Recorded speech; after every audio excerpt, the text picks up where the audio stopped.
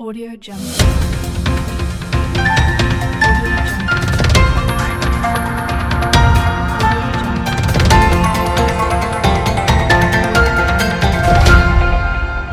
Audio Jungle.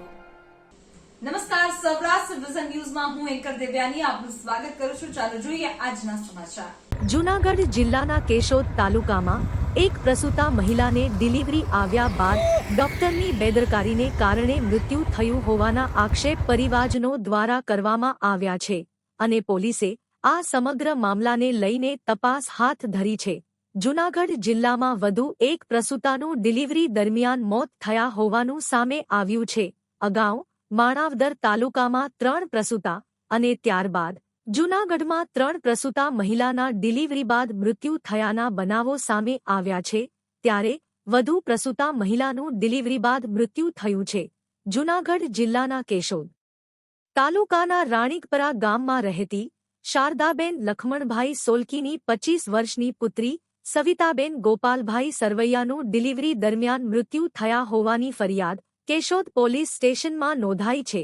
સવિતાબેનના 2.5 વર્ષ પહેલા જ લગ્ન થયા હતા, જેઓ ડિલિવરી માટે કેશોદમાં આવેલ ડોક્ટર અઘેરા હોસ્પિટલ ખાતે દાખલ કરવામાં આવ્યા હતા, જ્યાં તેમને પુત્રીનો જન્મ થયો હતો અને પુત્રીના જન્મ બાદ લોહી નીકળતું હોય, જે બાબતને લઈને પરિવારજનો દ્વારા ડોક્ટરને જાણ કરવામાં આવી હતી, પરંતુ લોહી નીકળવાનું બંધ ન થતાં ડોક્ટરે તેમને જૂનાગઢ સિવિલ હોસ્પિટલ સારવારમાં લઈ ગયા હતા.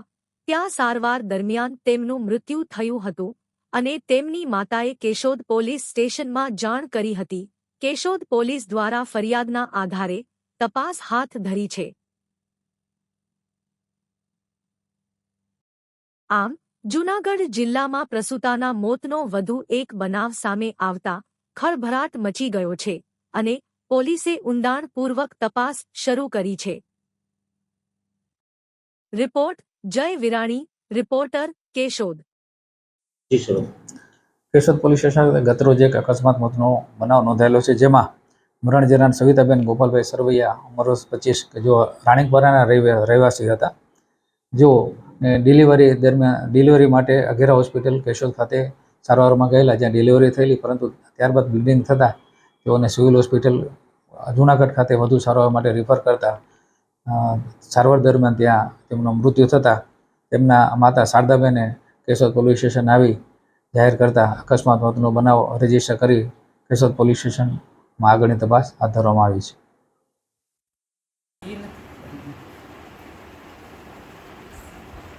પછી વાર લાગી ને અડધી 1.5 કલાક ટાંકા લીધા અને તે પછી અમને ખાટલે હોઈ. હા, અઘેરા હોસ્પિટલમાં અમે દાખલ થયા હતા દીકરીને લઈ, અને હું એની મા છું. અને તે પછી હું હોસ્પિટલનું કીધું હતું કે એટલામાં થઈ જાય, પણ અમારે બહુ જોખમવાળો થઈ ગયું એને જેમ કીધું એને, અને એને ડિલિવરી સાદી કીધી પણ જોખમ થઈ. અને પછી અઘેરા સાહેબે કીધું કે જૂનાગઢ જાઓ. જૂનાગઢ 1.5 કલાકનું કીધું, તો રસ્તામાં અમારી તબિયત બેનની બગડી ગઈ અને અધે પૂગ્યા હતા એવું થયું. જ્યાં પૂગી ગયા ને ત્યાં મૃત્યુ પામી, અને માથે 20 ડૉક્ટર હતા, તો એને કાંઈ પૂજના ન પૂજી છતાંય દીકરી વહી ગઈ. અને ડૉક્ટરની બેદરકારી તો ખરી જ, બેદરકારી, પણ આવું કર્યું ડૉક્ટરને કંઈ હવે આવું કોઈ ઉપર થવું ન જોઈએ. અઘેરા સાહેબને ત્યાં અઘેરા સાહેબને આ એક કેસ બગડી જ ગયો કાયદેસર, પણ હવે આવો બગડવો ન જોઈએ એટલું ધ્યાન રાખજો. 2 દીકરીઓ મૂકીને અને આ માતા મૃત્યુ પામ્યા.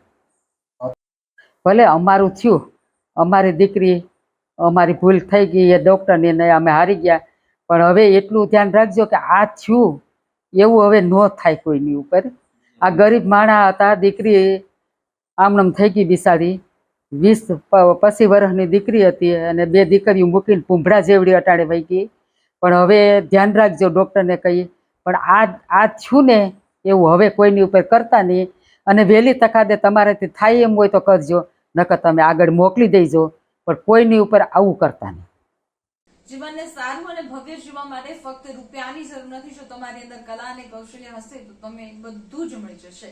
આવા સદવિચાર સાથે બધા સ્વસ્થ રહો, સુરક્ષિત રહો. તેમાં તમારા શહેરના સમાચારો તથા તમારા બિઝનેસની જાહેરાત આ ન્યૂઝ ચેનલ પર મૂકવા માટે સ્ક્રીન પર બધા નંબર પર સંપર્ક કરી શકો છો. તેમજ આ ચેનલને લાઈક કરો, શેર કરો અને સબસ્ક્રાઇબ કરવાનું ભૂલશો નહીં, જેથી નવા સમાચારો તમારા સુધી ઝડપથી પહોંચી શકે. હવે સમય થયો છે વિદાયનો. નવા સમાચારો સાથે ફરી મળીએ. નમસ્કાર.